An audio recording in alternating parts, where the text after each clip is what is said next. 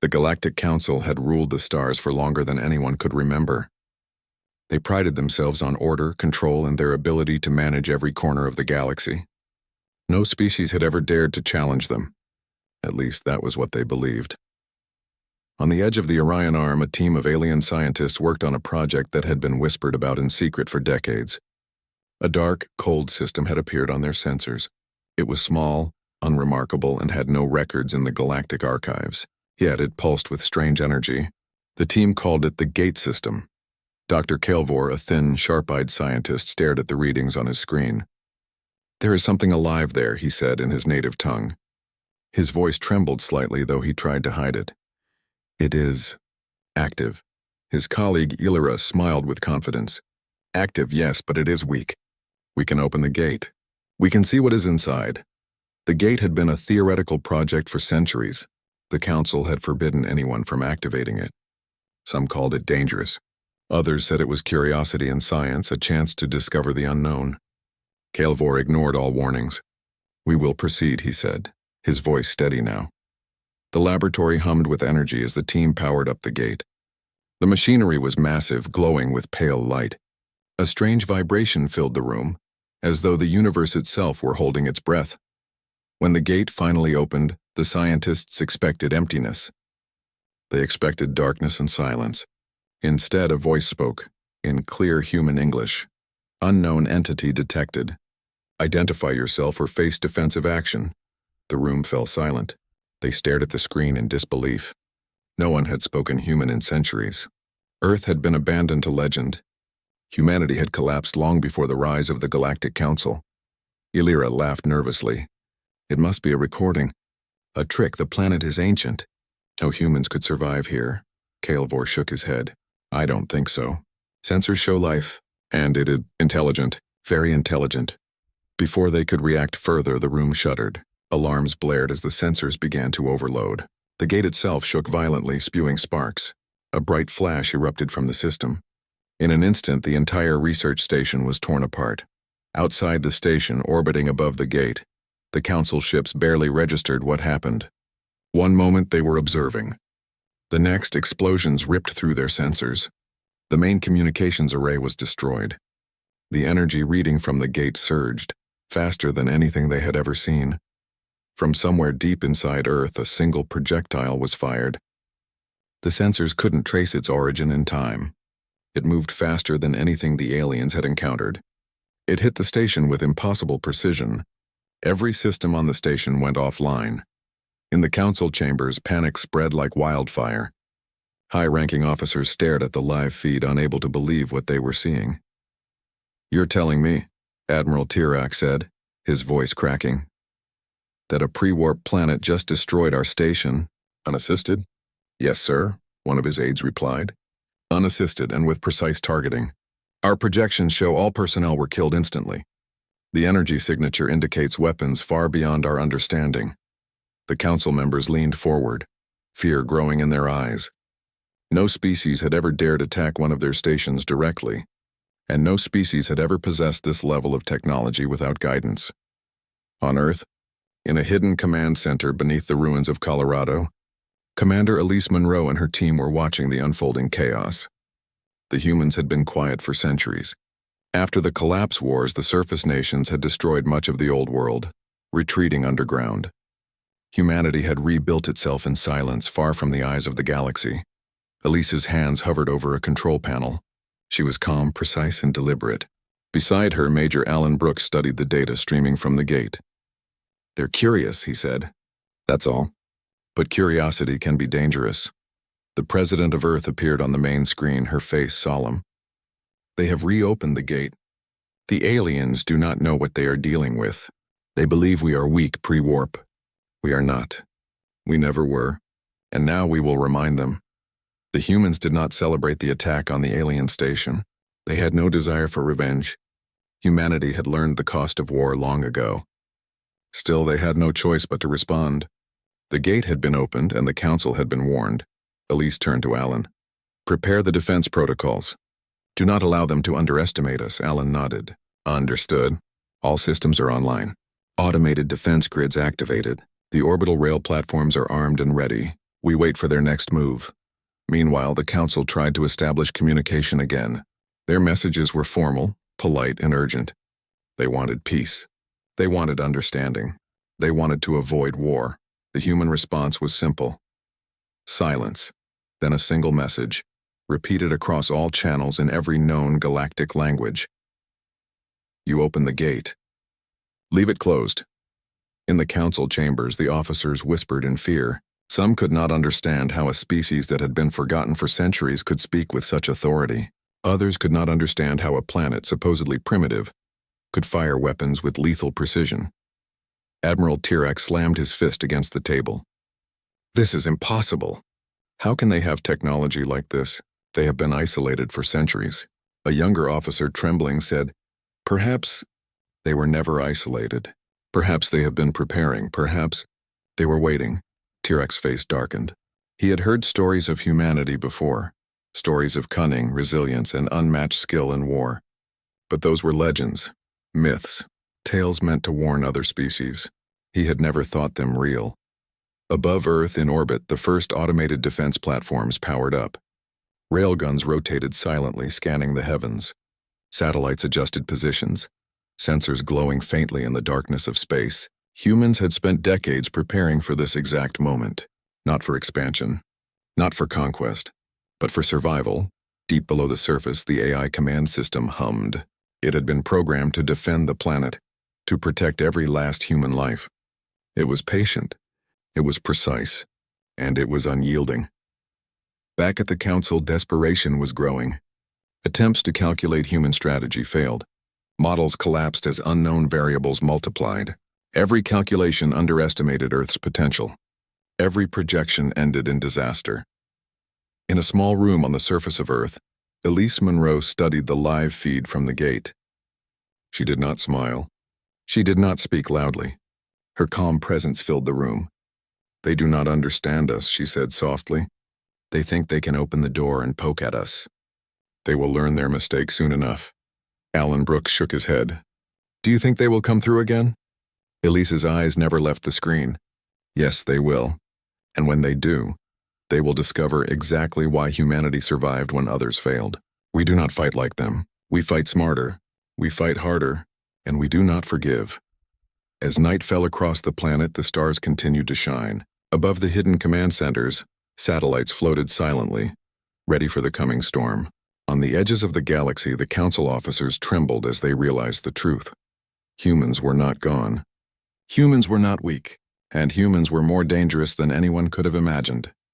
The gate to Earth had been opened. The council still counted the dead from their station in orbit.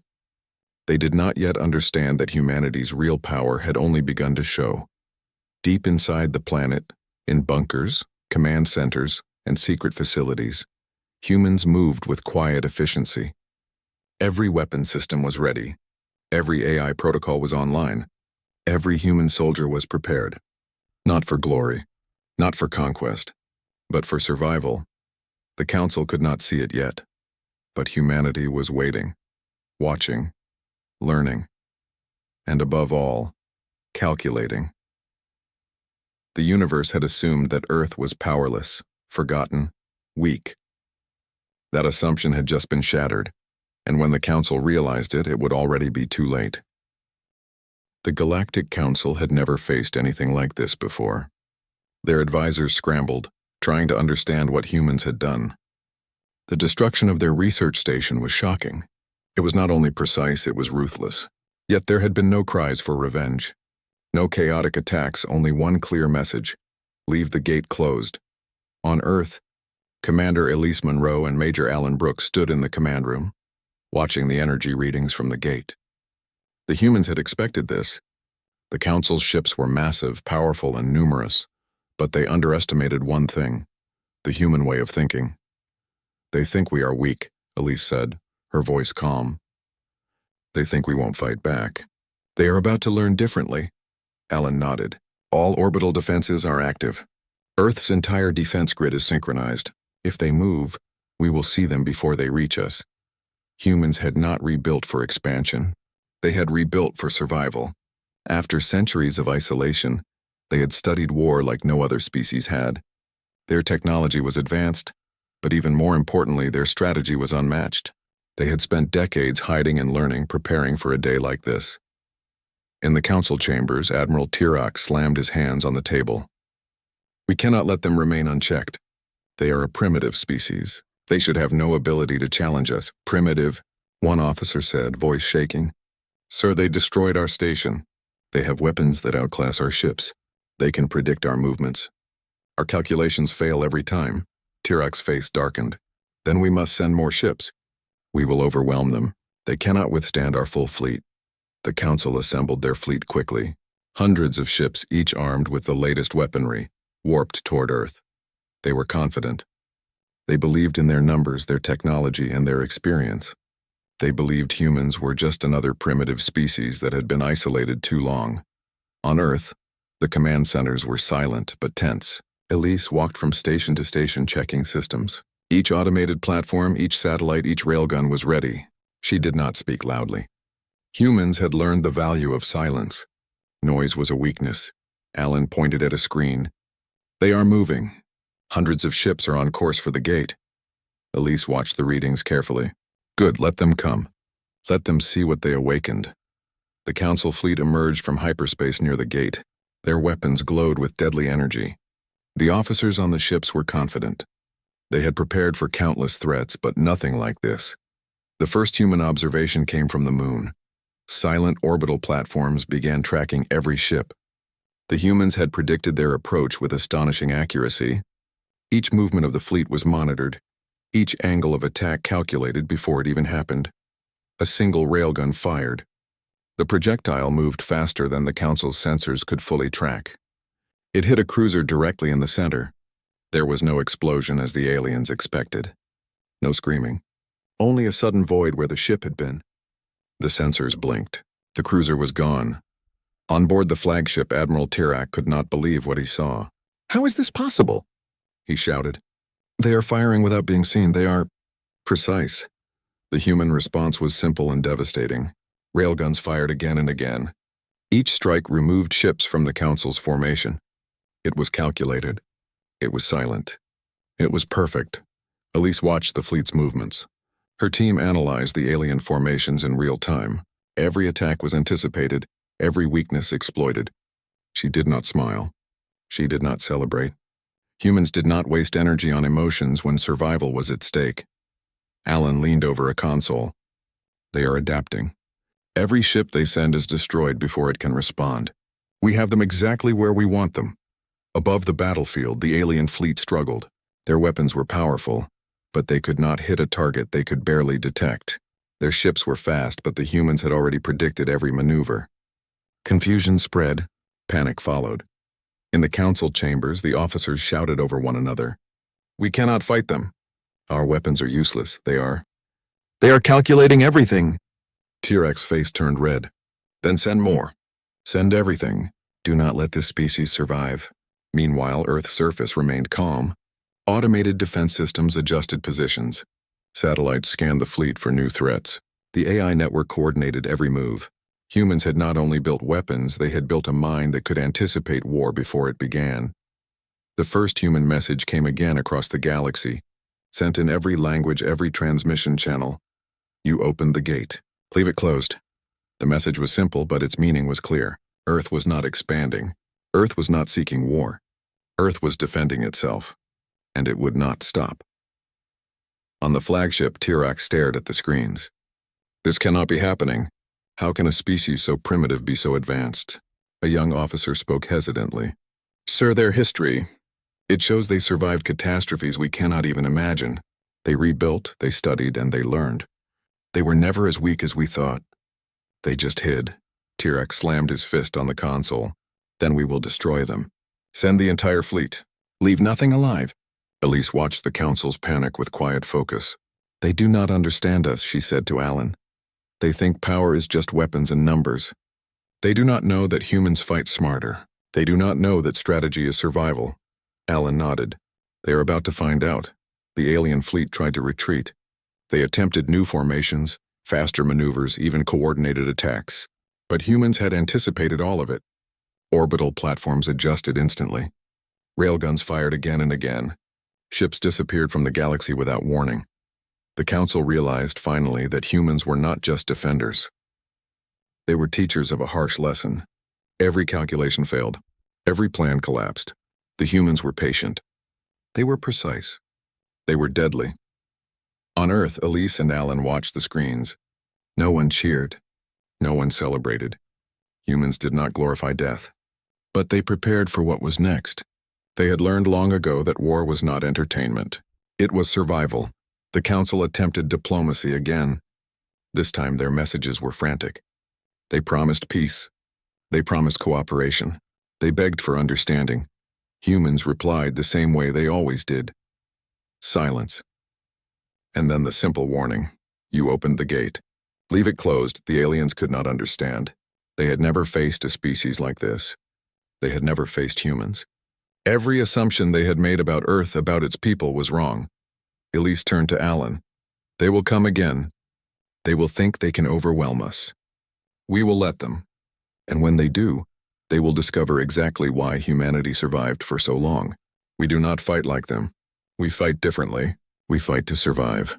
Alan glanced at the projections. They are coming. All of them. Every ship they have. Elise's eyes did not leave the screens. Let them come. We are ready. Outside, the stars remained calm. The Council's fleet was approaching. The humans waited silently, watching, calculating. Every move of the aliens was anticipated. Every weakness exposed. The Council still believed they controlled the galaxy. They still believed that a pre-warp planet like Earth could not resist. They were wrong. They had awakened a species that had survived collapse, isolation, and war. A species that had learned the true meaning of strategy.